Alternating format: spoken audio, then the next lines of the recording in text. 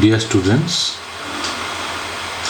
today's lecture is based on third Maxwell's equation, that is Faraday's law of electromagnetic induction.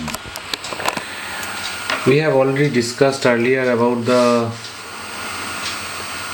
Maxwell's equation, that is third Maxwell's equation, curl of E equals to minus del B by del T.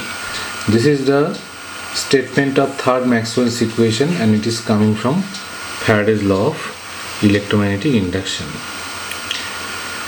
So let me introduce first about the Faraday's law. What is Faraday's law? So first of all, I will explain Faraday's law and electromagnetic induction.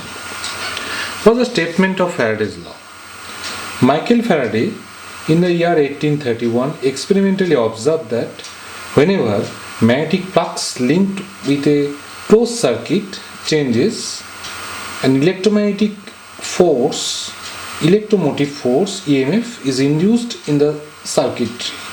The EMF so developed is called induced EMF and the resulting current in the circuit is called induced current, and the phenomena is known as electromagnetic induction.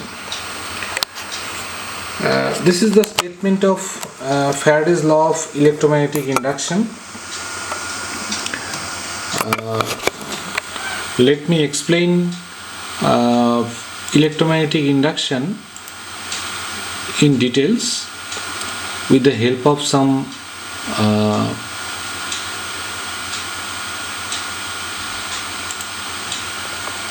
slides.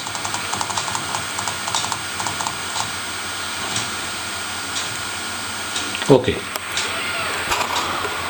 look at this slide. So this one. Please focus on this slide.